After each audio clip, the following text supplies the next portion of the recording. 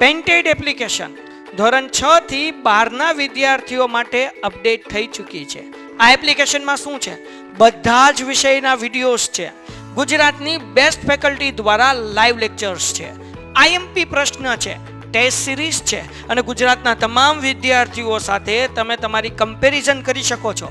ગેમિફિકેશન છે અને બીજું ઘણું બધું. તો તમે એપ્લિકેશન ડાઉનલોડ ન કરી હોય તો ડિસ્ક્રિપ્શનમાં લિંક આપી છે. હમણાં જ પ્લે સ્ટોર ઉપર જાઓ અને એપ્લિકેશન ડાઉનલોડ કરો. ઘરે બેઠીને સરસ મજાનું ગુજરાતની જોરદાર ફેકલ્ટી સાથે ભણો, સારા માર્ક્સે પાસ થાઓ. આઈએમપી સમ જે પેન ડ્રાઈવમાં પાઠ લેવા એ કરાવી દો એટલે થઈ જશે, હે ને? તો તમારા લોકોને આખા ચેપ્ટરમાં 4 જ સમ કરવાના છે. છેલ્લા 2 ઉદાહરણ ને છેલ્લા 2 દાખલા. આખા ચેપ્ટરમાં કેટલા? છેલ્લા 2 ઉદાહરણ ને છેલ્લા 2 દાખલા. આ 4 વસ્તુ જ કરવાની છે. પણ એ કરવા માટે તમને 2 કોષ્ટક આવડવા જોઈએ. એક તો આ ઈઝી છે, નફા નુકસાન પત્રક, જે તમે ઓલરેડી કરી નાખી. કામગીરીની ઉપજ, અન્ય ઉપજ, કુલ ઉપજ અને ખર્ચાઓ. ખર્ચાઓમાં ખસ પકના અને ઘ, બરાબર ને? તો ખસ પકના એટલે હું, ખ એટલે ખરીદી, સ એટલે સ્ટોકમાં ફેરફાર, પ એટલે પ્રત્યેક ખર્ચા, ક એટલે કર્મચારી, ના એટલે નાણાકીય પડતર, ઘ એટલે ઘસારો અને માંડી વાળેલ રકમ, અ એટલે અન્ય ખર્ચા. આનો સરવાળો કરો એટલે કુલ ખર્ચા મળે. હવે કુલ ઉપજ હતી એમાંથી કુલ ખર્ચા માઇનસ કરશો એટલે આપણને શું મળે? આવક વેરા પહેલાનો. પછી આવક વેરો આપણે જોગવાઈ કરશું 30% હોય એટલે એ અહીંયા મળશે ને એમાંથી માઇનસ કરો એટલે આવક વેરા પછીનો નફો. આ નફા નુકસાન પત્રક થઈ ગયું. હવે એના પછી આપણે જે યાદ રાખવાનું છે, આ બધું નથી યાદ રાખવાનું, પણ આ તમારે એક વખત વાંચી જવાનું કે કામગીરીની ઉપજમાં શું આવે તો કે વેચાણ, એમાંથી વેચાણ પરત માઇનસ થાય. અન્ય ઉપજમાં શું આવે તો કે મળેલ ડિવિડન્ડ છે, વ્યાજ છે, ઘાલખાત પરત છે, મિલકત વેચાણનો નફો છે, એ બધું અન્ય ઉપજમાં આવે. પછી ભાઈ ચોખ્ખી ખરીદી. ચોખ્ખી ખરીદી કોને કહેવાય તો કે કુલ ખરીદી માઇનસ ખરીદ પરત. ઓકે, સ્ટોકમાં ફેરફાર એટલે શું તો કે શરૂઆતના સ્ટોકમાંથી આખરનો સ્ટોક માઇનસ કર્યો. તો હવે તમને સ્ટોકમાં ફેરફાર આપ્યો હોય તો લખી નાખવાનો, પણ શરૂનો સ્ટોક આપ્યો ને આખરનો સ્ટોક આપ્યો તો શરૂના સ્ટોકમાંથી આખરનો સ્ટોક માઇનસ કરીને પછી સ્ટોકના ફેરફારમાં લખવાનું. એના પછી પ્રત્યક્ષ ખર્ચા. પ્રત્યક્ષ ખર્ચા કોને કહેવાય તો કે મજૂરી ચૂકવી, આવક માલ ગાડા ભાડું છે, નૂર છે, એને પ્રત્યક્ષ ખર્ચા કહેવાય. કર્મચારી લાભના ખર્ચા કોને કહેવાય તો કર્મચારીને આપણે પગાર આપ્યો એનો લાભનો ખર્ચો કહેવાય. બોનસ આપ્યું, કમિશન આપ્યું, પ્રોવિડન્ટ ફંડમાં ફાળો આપ્યો, એ કર્મચારી લાભના ખર્ચા છે. નાણાકીય પડતર. તો નાણાકીય પડતરમાં શું આવે તો કે બોન્ડ કે ડિબેન્ચરનું વ્યાજ. નાણાકીય પડતર એટલે શું તો કે આપણે જે વ્યાજ ચૂકવ્યું હોય કે નહીં એ, બરાબર. પછી જાહેર થાપણ, કોઈનું લોન લીધી કે જાહેર થાપણ એટલે જાહેર જનતા પાસેથી લોન લીધી અથવા તો બેંક પાસેથી લોન લીધી, એના ઉપર વ્યાજ ચૂકવ્યું. બેંક ઓવરડ્રાફ્ટનું વ્યાજ ચૂકવ્યું, ટૂંકા ગાળાની લોનનું વ્યાજ ચૂકવ્યું. ટૂંકમાં નાણાકીય પડતર એટલે જે કંઈ પણ આપણે લોનનું વ્યાજ ચૂકવ્યું છે, વ્યાજ બેઝિકલી આપ્યું છે, એ શું થયું? નાણાકીય પડતર થયું. એના પછી દીકરાઓ ઘસારો. ઘસારાની અંદર હું કાયમી મિલકત ઉપર ઘસારો. પછી તો કે પાઘડી, પેટર્ન, ટ્રેડમાર્ક, અદ્રશ્ય મિલકતો, માંડી વાળેલ ડિબેન્ચર. આપણે જેટલા હવાલાની અંદર મિલકત લેણા બાજુ જે માઇનસ કરીએ કે નહીં એ બધું આમાં રાખવાનું. પછી માંડી વાળેલ જાહેરાત ઝુંબેશ ખર્ચ, માંડી વાળેલ સંશોધન અને વિકાસ ખર્ચ. અન્ય ખર્ચામાં તો કે ટાલ, ટપાલ, સ્ટેશનરી, ભાડું, ઓડિટ ફી, નફા નુકસાનની ઉધાર બાજુ જેટલું આવે ને એ બધું અન્ય ખર્ચામાં આવે. વાર્તા થઈ ગઈ પૂરી.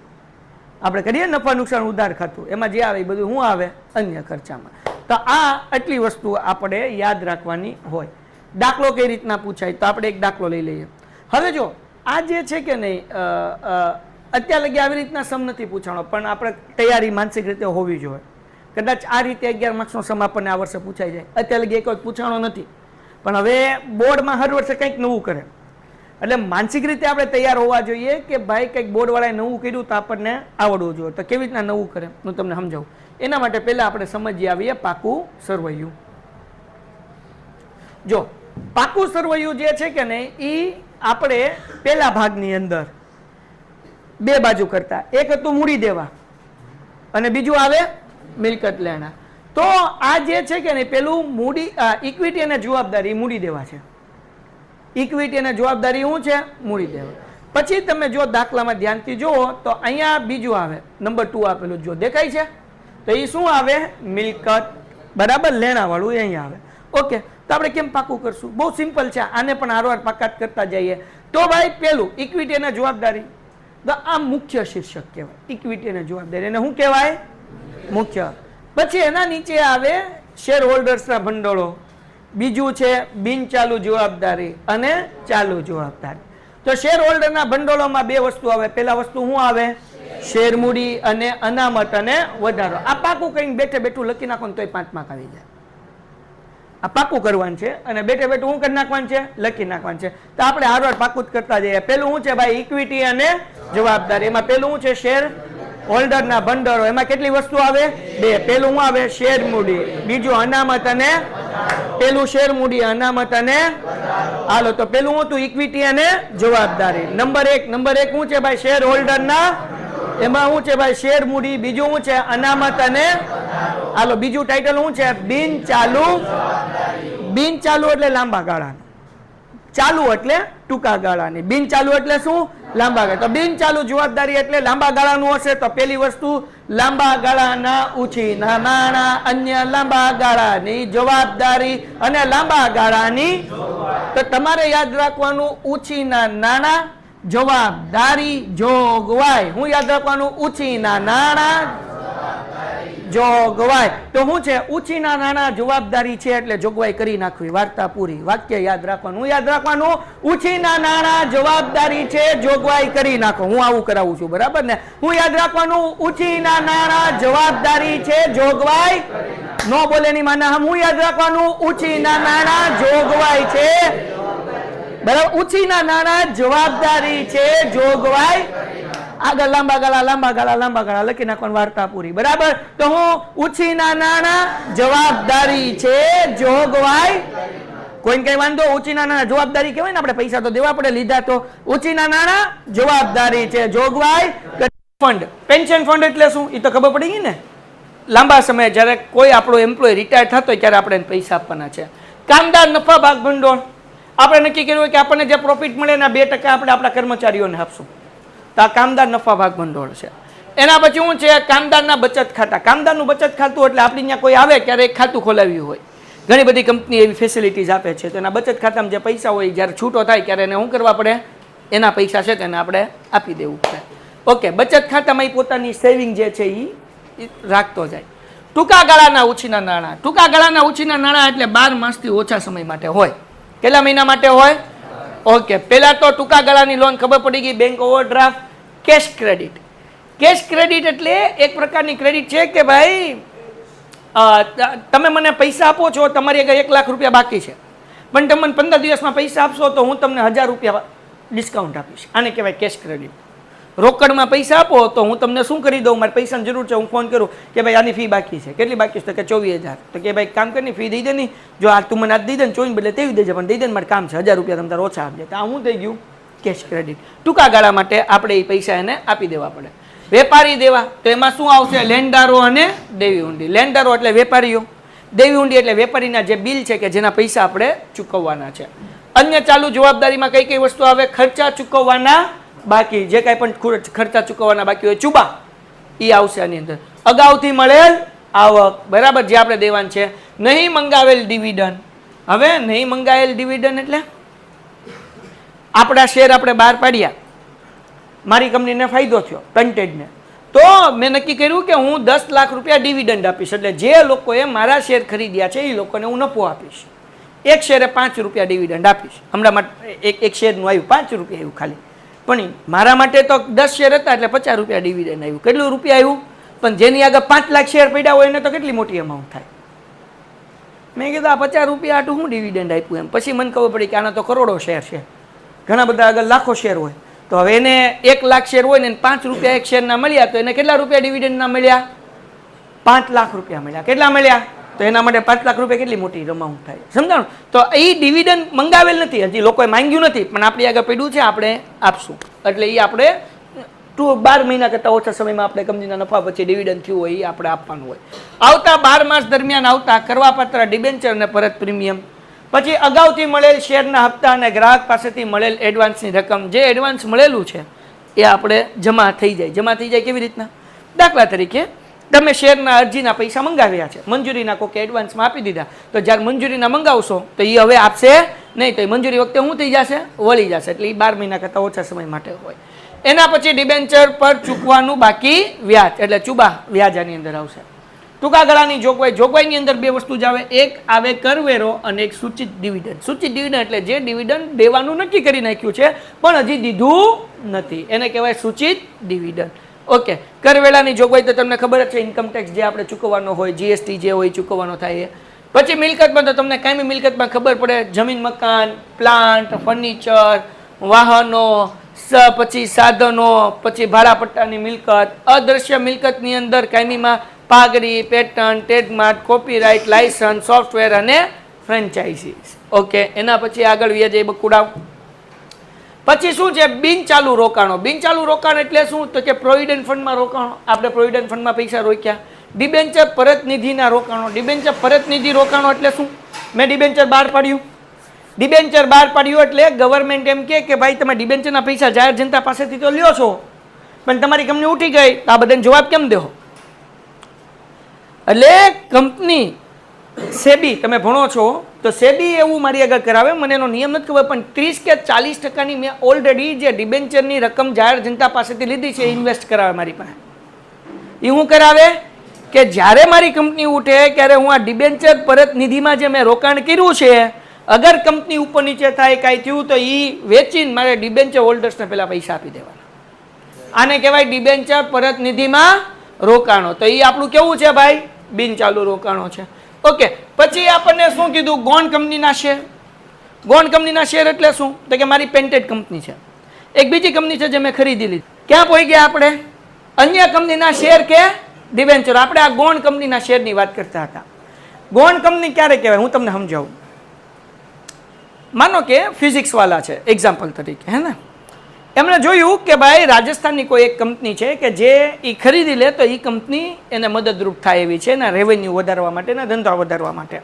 તો એ માનો કે જીજિક્સ વાળા છે, ફિઝિક્સ વાળા એ એક બીજી કંપની જીજિક્સ વાળા, એવું સમજો. એટલે નામ ગમે આપણે રાખવાનું છે, આપણે જીજિક્સ વાળા રાખેલી. તો ફિઝિક્સ વાળાને એમ લાગ્યું કે આ જીજિક્સ વાળા મારી જેવી જ લાગે છે કંપની, આનાથી મને ફાયદો થાય. એટલે ફિઝિક્સ વાળા એ જીજિક્સ વાળાને ખરીદી લે તો ફિઝિક્સ વાળા માટે જીજિક્સ વાળા જે છે એ ગૌણ કંપની થઈ ગઈ. સમજાઈ ગયું કે નહીં? હાલો આગળ વ્યા જઈએ, કારણ કે આપણે પેન્ટેડ તો ન વેચીએ ને, એ તો રેસી જ નથી. આગળ હું કીધું ભાઈ? અન્ય કંપનીના શેર કે ડિબેન્ચરો. ચલો, તો અન્ય કંપનીના શેર કે ડિબેન્ચરો જે 12 માસથી વધુ સમય માટે હોય તો ઈ કેની અંદર આવશે? આ બિનચાલુ રોકાણમાં આવશે. બિનચાલુ એટલે લાંબા સમય માટે રોકાણ, બરાબર ને? હાલો, બેંકમાંથી બાંધી મુદતની થાપણ. આપણે ફિક્સ ડિપોઝિટ કરાવીએ. શું કરાવીએ? Fix deposit. ફિક્સ એટલે એને કહેવાય મુદત, બાંધી મુદત થાપણ. એટલે એક જાતની ફિક્સ ડિપોઝિટ કે જે તમે 5 વર્ષ માટે કરાવી નાખી છે, એફડી જેને શોર્ટકટમાં કહીએ. આગળ સરકારી જામીનગીરીઓ. સરકારી જામીનગીરી મોદી સરકાર એમ કે તમે આ ફલાણા જામીનગીરીના શેર ખરીદો, આપણને ફાયદો થતો હોય તો એમાં રોકાણ કરાય, એમાં કાંઈ વાંધો નહીં, ટેક્સમાં થોડોક ફાયદો થતો હોય, આવું ઘણું બધું હાલતું હોય. અને તો જ બધું હાલે ને કે ન હાલે, અને બધી પાર્ટીમાં આવી રીતના હાલે. એ તમને ખબર છે? અહીં ખબર પડશે ધંધો કરશો એટલે. હાલો, મ્યુચ્યુઅલ ફંડના યુનિટ્સ. મ્યુચ્યુઅલ ફંડના યુનિટ્સ એટલે શું ભાઈ? તો કે ભાઈ તમે મ્યુચ્યુઅલ ફંડમાં ઇન્વેસ્ટ કર્યું પણ લાંબા સમય માટે, તમે દર મહિને એસઆઈપી કરેલી, સિસ્ટમેટિક ઇન્વેસ્ટમેન્ટ પ્લાન, તો એ તમને યુનિટ્સ આપે. 1 યુનિટ, 2 યુનિટ, 1000 રૂપિયાનું તમે ઇન્વેસ્ટમેન્ટ કરો છો દર મહિને. તમે એસઆઈપી ખબર છે? એસઆઈપી સિસ્ટમેટિક ઇન્વેસ્ટમેન્ટ પ્લાન કે જે તમારે બધા અત્યારથી કરવો જોઈએ, જેમાં 500 રૂપિયાથી એસઆઈપી તમારી શરૂ થઈ જાય ને. એસઆઈપી એક એવી વસ્તુ છે કે જેટલો સમય તમે વધારે રાખો એટલા પૈસા તમારા કમ્પાઉન્ડિંગ થાય, ચક્રવૃદ્ધિ થાય. અને એના કારણે અમારે એક છે, હું જ્યારે ક્લીન સિટી ગ્રીન સિટીની અંદર બહુ એક્ટિવલી કામ કરતો હતો 2019માં, ત્યારે એક જનાર્દન કાકા કરીને હતા, બહુ સાંભળવા જેવી બાબત. એસઆઈપીનો પાવર, મ્યુચ્યુઅલ ફંડનો પાવર હું તમને કહું. એ ભાઈ એસબીઆઈ જે બેંક હતી એના પ્યુન હતા, ગવર્મેન્ટ હતા. તો એ શું કરતા કે જ્યારે એનો પગાર આવે ત્યારે દર મહિને 500 રૂપિયા, પહેલાં એમણે એક જમાનામાં શરૂઆત કરી હતી 100 રૂપિયાથી, કે 100 રૂપિયા તમે કરી શકતા હતા, પછી 500 ને પછી 1000 રૂપિયા દર વર્ષે એમને જે સેલેરી આવે એમાંથી ઇન્વેસ્ટ કરી. તે એમને 40 વર્ષ નોકરી કરી. 40 વર્ષ નોકરી કર્યા પછી જે 500, 1000 રૂપિયા એમને ઇન્વેસ્ટ કર્યા, તો કેટલા રૂપિયા એમને એસઆઈપીમાંથી કાઢ્યા તો કેટલા આવ્યા હશે? What you think? એ રૂપિયા આવ્યા હતા 16 કરોડ રૂપિયા. કેટલા રૂપિયા આવ્યા હતા? 16 કરોડ રૂપિયા. 16 કરોડ રૂપિયા. તમે અગર મ્યુચ્યુઅલ ફંડ સિલ્વરની અંદર, એસબીઆઈ સિલ્વરની અંદર મ્યુચ્યુઅલ ફંડમાં એસઆઈપી તમે કરી લીધી હોત તો તમે અત્યારે માનો કે તમારા પપ્પાએ 5 લાખ રૂપિયા ઇન્વેસ્ટ કર્યા હોત તો એક વર્ષમાં અત્યારે 15 લાખ થઈ ગયા હોત. એક વર્ષમાં 3 મહિનાની અંદર તો હમણાં દિવાળીથી 80,000 રૂપિયા ભાવ હતો, અત્યારે 1,60,000 રૂપિયા કે એક સમથિંગ કંઈક ભાવ છે, 240 જેવું કંઈક ભાવ છે કરતો એવું કહેવાય. Silver is new gold. કેમ? ઘણા બધા લોકો એવું કહે છે કે ભાઈ જેટલો ગોલ્ડનો ભાવ છે ને એટલો સિલ્વરનો ભાવ થઈ જશે. અને ટ્રમ્પે વેનેઝુએલાની અંદર જે કન્ટ્રી છે એનો પ્રેસિડેન્ટ જે છે એને ઉપાડી લીધો. એ એટલા માટે ઉપાડ્યો, લોકો એવું સમજે છે કે ભાઈ ઓઇલના કારણે, કારણ કે એની પાસે ઓઇલનો જથ્થો બહુ વધારે છે. પણ એકચ્યુઅલી એનાલિસિસ કરવાવાળા એમ કહે છે કે એની આગળ સિલ્વરનો જથ્થો વધારે છે એટલે એ ઉપાડી લીધો, કારણ કે એને ઓઇલ કરતાં સિલ્વર ઉપર વધારે નજર છે. સિલ્વર ઉપર હું લેવા એટલું રાતોરાત એનું મહત્વ વધી ગયું એ તમે સમજો કે સિલ્વર અત્યારે એઆઈના કારણે જેટલી પણ ચીપ બને છે એ બધા ચીપની અંદર ક્યાંક ને ક્યાંક સિલ્વર યુઝ થાય છે. અને છેલ્લા 10 વર્ષથી સિલ્વરનો બિઝનેસ નહોતો વધતો, કારણ કે સિલ્વરનો જે ઇન્ડસ્ટ્રી યુઝ હતો એનો એ ઓછો થઈ ગયો હતો. ઇન્ડસ્ટ્રીમાં સિલ્વર એટલું બધું યુઝ નહોતું થતું, એટલે એ એક લેવલે શું હતું, ઊભું રહી ગયું હતું. પણ હવે જેવું એઆઈની અંદર સિલ્વરનો ઉપયોગ થવા મળ્યો છે અને સિલ્વરના ભાવ વધે છે. હું હમણાં 15 દિવસ પહેલાં કોઈકને પૂછતો હતો કે ભાઈ શું કરાય, આમાં ઇન્વેસ્ટ કરાય કે ન કરાય, કે ન કરાય, બહુ ઊંચું છે. મને એક ભાઈ કે કરાય. એટલે આપણે તો કાંઈ બહુ લાંબુ લેવાનું ન હોય, પણ નાને એવું લઈને મૂકી દીધું, નાને એવું. તો એ 20,000 રૂપિયાનું આપણે લીધું હતું. પેન્ટેડ એપ્લિકેશન ધોરણ 6 થી 12ના વિદ્યાર્થીઓ માટે અપડેટ થઈ ચૂકી છે. આ એપ્લિકેશનમાં શું છે, બધા જ વિષયના વિડીયોઝ છે, ગુજરાતની બેસ્ટ ફેકલ્ટી દ્વારા લાઈવ લેક્ચર્સ છે, આઈએમપી પ્રશ્ન છે, ટેસ્ટ સિરીઝ છે અને ગુજરાતના તમામ વિદ્યાર્થીઓ સાથે તમે તમારી કમ્પેરિઝન કરી શકો છો. ગેમિફિકેશન છે અને બીજું ઘણું બધું. તો તમે એપ્લિકેશન ડાઉનલોડ ન કરી હોય તો ડિસ્ક્રિપ્શનમાં લિંક આપી છે, હમણાં જ પ્લે સ્ટોર ઉપર જાઓ અને એપ્લિકેશન ડાઉનલોડ કરો. ઘરે બેઠીને સરસ મજાનું ગુજરાતની જોરદાર ફેકલ્ટી સાથે ભણો, સારા માર્ક્સે પાસ થાઓ. અત્યારે એના 35,000 થઈ ગયા એક મહિનામાં. આપણે આગળ વધારે નહોતા તો કાંઈ નહીં. હંમેશા યાદ રાખો, તમે પૈસા વધુ થશે અને મોટી બચત થશે ને એવું ભૂલી જાઓ. તમારી કે 500 રૂપિયા છે ને તો 500 રૂપિયાની બચત ક્યાંક એસઆઈપીમાં કે XYZ જગ્યાએ ઇન્વેસ્ટ કરવાનું શરૂ કરો. સમજાણું? 1 ગ્રામ ચાંદી લઈ લો, આવું નાનું ભેગું કરતું જવાનું. તમારા પેરેન્ટ્સને કહો કે ભાઈ આવું ભેગું કરે, તમે એમાં કોન્ટ્રીબ્યુટ કરો, તો એ તમારા 5 વર્ષના લગ્નનો સમય આવશે ને ત્યાં એ અમાઉન્ટ એટલી થઈ જાય કે તમારે લગ્ન થઈ જાય એમાંથી. અગર તમારે 2-5 લાખમાં લગ્ન કરવા છે તો પછી 50 લાખનો ખર્ચો કરવો હોય તો ન થાય. પણ એટલી જો તમે દર મહિને 1,000 રૂપિયા બી તમે સેવિંગ કરતા થઈ ગયા અને 5 વર્ષ સુધી તમે કર્યા તો 5 વર્ષે એ અમાઉન્ટ ક્યાં પોગે એની કલ્પના તમે ન કરી શકો. અને એ તમારે કલ્પના કરવી હોય તો બહુ આઘી નથી કલ્પના કરવી. પ્લે સ્ટોરમાં જઈને એસઆઈપી કેલ્ક્યુલેશન નામની એપ્લિકેશન ડાઉનલોડ કરવાની અને એની અંદર તમે રાખશો એટલે તમને આઈડિયા આવી જશે. બરાબર ને? એક ડાઉનલોડ કરી આપણે થોડુંક આગળ સમજી લઈએ. એટલે આ એક વસ્તુ તમને, હવે જો આપણું સિલેબસ એવો છે કે આપણે ખાલી ભણ જ કરીએ છીએ. આને કહેવાય ફાઇનાન્શિયલ લિટરસી, ફિનાન્શિયલ લિટરસી. આજે ક્યાં પૈસા ઇન્વેસ્ટ કરવા, કેટલા વાપરવા, કેટલા ન વાપરવા, કઈ જગ્યાએથી ફાયદો થાય, કઈ જગ્યાએ ક્યાં ઇન્વેસ્ટ કરવા, ક્રેડિટ કાર્ડ ઉપયોગ કરવો કે ન કરવો, કેટલો ઉપયોગ કરવો, ક્રેડિટ કાર્ડનો કઈ રીતે ઉપયોગ કરવો તો ફાયદો થાય. હા, એટલે એ તમે જોવો ને તો તમને આ બધું ખબર પડે, એમ તમારું મગજ બહુ બધું ખુલે, હે ને? હાલો આગળ. પણ તમે અગર હું આમાંથી 5 જણાને ઊભો થઈને હું વાત કરું કે છેલ્લા 24 કલાકમાં તે તારા ભાઈબંધ હારે વાત કરી હોય એવા 5 મુદ્દા કે, તેમાંથી 3 મુદ્દા તો કેવા જેવા નહીં હોય, એ 2 કદાચ એવા હોય કે જેની હારે વાત કરી શકાય કે સાહેબ ઓલા 3 મુદ્દા એવા છે કે અમે કર્યા છે પણ કહેવાય નહીં, ચર્ચા. બરાબર ને? હોય એમાં કંઈ વાંધો નહીં, પણ એવા તો હોવા જોઈએ કે જે તમે ચર્ચા કરી શકો. જો આ એસઆઈપી કેલ્ક્યુલેટર આવી ગયું, તમે જેટલા લાઈવ વાળા છે બધા માનો કે ભાઈ તમે લોકો અત્યારે તમારા પપ્પાને હારે વાત કરીને તમે હાલો 1,000 ઇન્વેસ્ટ કરો છો 5 વર્ષ માટે, તો વર્ષના 12,000 થયા. 5 વર્ષના 12 પંચાને 60,000 થાય. ઓકે, પણ એકચ્યુઅલી એ તમને કેટલું રિટર્ન મળે હું તમને ખાલી સમજાવું છું. 5 વર્ષે એવું કહેવાય કે 18 થી 20% રિટર્ન મળે છે. તો તમારા એસઆઈપીની અંદર કેટલા રૂપિયા થઈ જશે? 60,000ના જે રૂપિયા છે એ 1,28,000 રૂપિયા થઈ જશે. 5 વર્ષ હોય તો કેટલા થઈ જાય? 60,000ના 1,28,000, 80 ને 28, 5 વર્ષ સમયની કિંમત છે. હવે સમજો, તમે રોક્યા કેટલા? 60,000. તો 10 વર્ષે 1,20,000 રૂપિયા થાય. 10 વર્ષે કેટલા થાય? તો 10 વર્ષે પૈસા કેટલા થવા જોઈએ? 128 ના ડબલ કેટલા થાય? 256. તો 2,56,000 થવા જોઈએ ને? એ 2,56,000 નો થાય. એ કેટલા થાય જો દેખાડું. ખોલતો ભાઈ. એ તમે ટાઈમ અગર 10 વર્ષનો કરી નાખો છો, 10 years, 1,000 રૂપિયા જ રોકવાના છે, તો એ રૂપિયા તમારા થઈ જશે 57,57,443. એસઆઈપીમાં સમયની કિંમત છે. કેટલી થઈ જાય?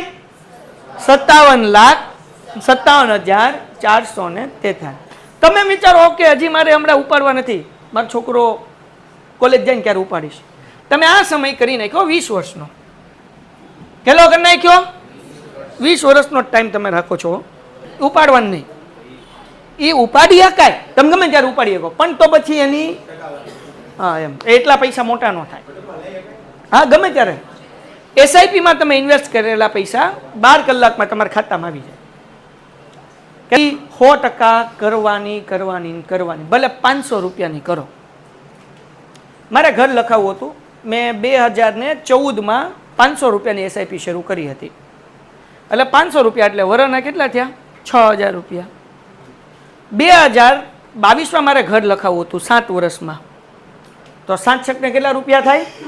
42,000. પછી જ્યારે 7 વર્ષ પછી ઉપાડવા ગયો કે 1.5 લાખ રૂપિયા હતા. કેટલા હતા? 1.5 લાખ. અને જો એ અત્યારે મેં રાખ્યા હોત તો એ રૂપિયા અત્યારે 5 લાખ થયા હોત. Time is value. સમયની કિંમત છે. આને કહેવાય સિસ્ટમેટિક ઇન્વેસ્ટમેન્ટ પ્લાન. હાલો આગળ વધી જઈએ. આટલા માટે સમજાયું કે ભાઈ તમે લોકો તમારા પેરેન્ટ્સને કહો કે આ બધી વસ્તુ કરે ને પોસિબલ હોય તો તમે પણ થોડું ઘણું આ બધું જોવો, શીખો, સમજો, તો એ તમને લાઈફમાં કામ આવશે. ઓકે, કર્મચારીની લોન, બરાબર. પછી શું છે ભાઈ? Custom deposit, telephone deposit, electronics deposit. આ જે છે એ લાંબા ગાળાની લોન અને ધિરાણ છે, બરાબર. કે આ ડિપોઝિટ શું છે? તો કે ભાઈ આપણે કંઈક ટેલિફોનની ડિપોઝિટ આપી, પછી જ્યારે આપણે એનો પ્લાન 2 વર્ષે 4 વર્ષે બંધ કરશું ત્યારે ડિપોઝિટ આપણને પાછા મળશે ને આપણે સામાન એને પાછો આપી દેવાનું. આવું પહેલાં આવતું, હવે તો એવું નથી આવતું. હાલો, અન્ય બિનચાલુ મિલકતો. બિનચાલુ મિલકતો એટલે શું છે ભાઈ? ડિબેન્ચર, વટાવ કે જે આવતા 12 માસ બાદ માંડી વાળવા પાત્ર છે. જાહેરાત, ઝુંબેશ ખર્ચ અને સંશોધન અને વિકાસ ખર્ચ. એના પછી ચાલુ રોકાણો.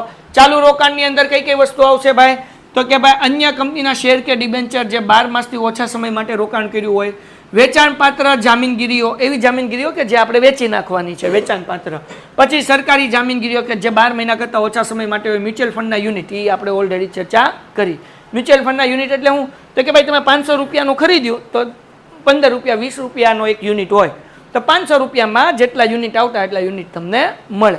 તો યુનિટના પૈસા શું થતા જાય? વધતા જાય. ઓકે, માલ સામગ્રીઓ. માલ સામગ્રીઓ શું છે ભાઈ? તો કે ભાઈ કાચા માલનો સ્ટોક, એ આપણી માલ સામગ્રી, આપણી મિલકત કહેવાય. અર્ધ તૈયાર માલ, અડધો તૈયાર થઈ ગયેલો માલ છે, હજી એના ઉપર બાકીની પ્રોસેસ બાકી છે. તૈયાર માલનો સ્ટોક. પછી વેપાર માટેનો સ્ટોક એટલે ઓલરેડી જે વેચાણ છે એમ. છૂટા ભાગો, આપણા જે માલના અમુક વસ્તુ હોય, આ છૂટા જે અલગ અલગ છૂટા ઓજારો, અલગ અલગ નાના નાના સંસાધનો. પછી વપરાશીય સ્ટોક અને માર્ગસ્થ માલ. માર્ગસ્થ એટલે જે માલ આપણે મંગાવ્યો છે અથવા તો માલ મોકલ્યો પણ રસ્તામાં છે, હજી પહોંચ્યો નથી. તમે જ્યારે એક્સપોર્ટ કરતા હોય કે જ્યારે ઇમ્પોર્ટ કરતા હોય તો એક દિવસમાં ત્યાંથી માલ નીકળ્યો તો એ મહિનાથી પછી અહીંયા નહીં પોગે, હે ને? 1 મહિનો ટાઈમ થાય. અહીંયાથી તમારે કોઈ માલ એક્સપોર્ટ કરવો છે તો 1 મહિના પછી અહીંયા પોગે, તો એ માર્ગસ્થ માલ કહેવાય કે જે હજી પોગ્યો નથી, રસ્તામાં છે. ઓકે, આગળ વેપારી લેણા. તો વેપારી લેણામાંથી શું છે ભાઈ? તો દેવાદારો, લેણી ઊંડી, એ આપણે પૈસા લેવાના છે. રોકડ અને રોકડ સમકક્ષ. રોકડ એટલે શું? તો કે હાથ પર રોકડ, રોકડ સમકક્ષ એટલે બેંક સિલક. બેંક સિલક એ આપણી રોકડ જ કહેવાય ને. જ્યારે કાઢવા હોય ત્યારે આપણે શું કરીએ કે બેંકમાંથી પૈસા કાઢી શકીએ. ચેક અને શું છે ભાઈ? ડ્રાફ્ટ. હાથ પર. ઓકે, હાથ ઉપર ચેક હોય. દાખલા તરીકે મને ફીનો ચેક આપ્યો છે, પણ એ રોકડ સમકક્ષ જ છે ને. હું બેંકમાં પૈસા આપીશ એટલે મને રોકડ મળી જાય. રોકડ સમકક્ષ એટલે હું તો કે રોકડ નથી પણ રોકડ જેવું છે, રોકડમાં બદલાઈ જાય. તરત ફટાફટ વેચો એટલે પૈસા હાથમાં. આગળ ટૂંકા ગાળાની લોન કે ધિરાણ. ટૂંકા ગાળાની લોન ધિરાણ કોને કહે? 12 માસથી ઓછા સમય માટે આપણે કોઈને લોન આપી, આપણા સ્ટાફને જરૂર હતી, એ કીધું કે સાહેબ લોન આપો ને, આપણે 5 મહિનામાં કે 4 મહિનામાં વાળી લેશું, તો એ આવ્યું. વેપારીએ આપેલ એડવાન્સ. વેપારીએ શું આપ્યું હોય આપણને? એડવાન્સ, જે આપણે એને પાછા દેવાના છે. અન્ય ચાલુ મિલકત, એમાં શું આવશે ભાઈ? અગાઉથી ચૂકવેલ ખર્ચા, મળવા બાકી આવકો, આવતા 12 માસ દરમિયાન માંડી વાળેલ જાહેરાત ઝુંબેશ ખર્ચ, આવતા 12 માસ દરમિયાન માંડી વાળેલ ડિબેન્ચર વટાઓ, અને આવતા 12 માસ દરમિયાન માંડી વાળેલ સંશોધન અને વિકાસ ખર્ચ. તો આ જે છે એ તમારે ખાલી લાઈન ટુ લાઈન પાકું ન કરવાનું. આ કંઈ પાકું નથી, પણ તમને યાદ હોવું જોઈએ. કેમ કે દેવાદાર ક્યાં આવે? તો કે વેપારી લેણામાં.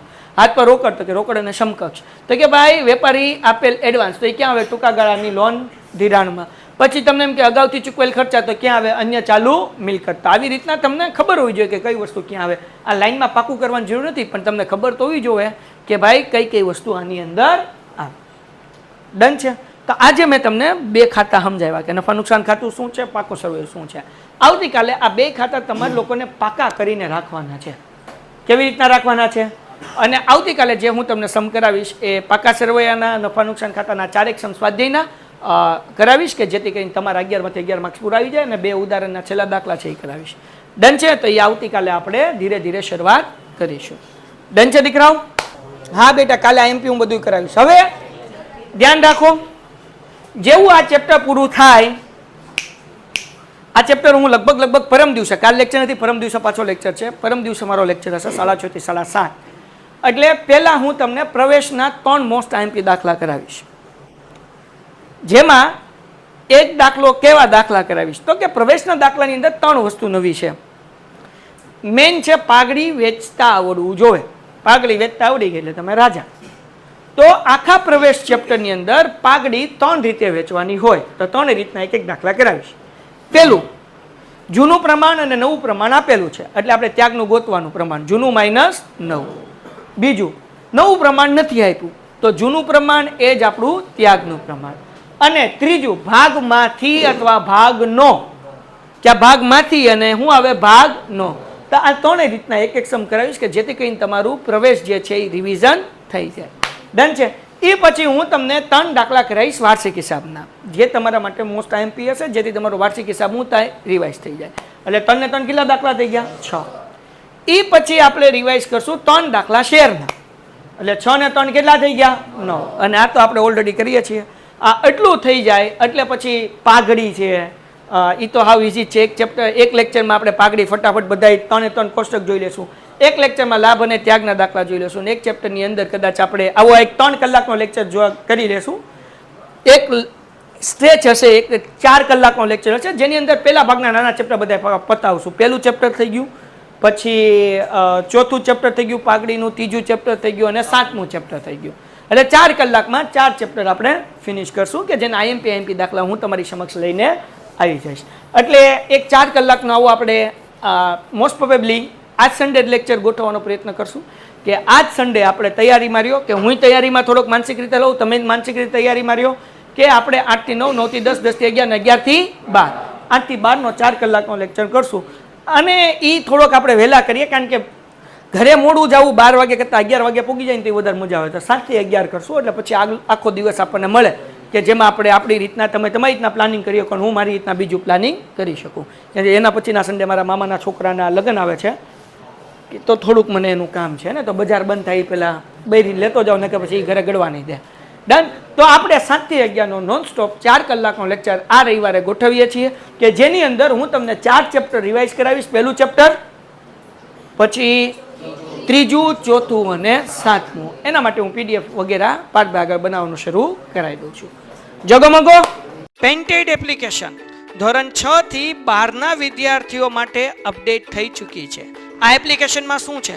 બધા જ વિષયના વિડીયોઝ છે, ગુજરાતની બેસ્ટ ફેકલ્ટી દ્વારા લાઈવ લેક્ચર્સ છે, આઈએમપી પ્રશ્ન છે, ટેસ્ટ સિરીઝ છે અને ગુજરાતના તમામ વિદ્યાર્થીઓ સાથે તમે તમારી કમ્પેરિઝન કરી શકો છો. ગેમિફિકેશન છે અને બીજું ઘણું બધું. તો તમે એપ્લિકેશન ડાઉનલોડ ન કરી હોય તો ડિસ્ક્રિપ્શનમાં લિંક આપી છે. હમણાં જ પ્લે સ્ટોર ઉપર જાઓ અને એપ્લિકેશન ડાઉનલોડ કરો. ઘરે બેઠીને સરસ મજાનું ગુજરાતની જોરદાર ફેકલ્ટી સાથે ભણો, સારા માર્ક્સે પાસ થાઓ.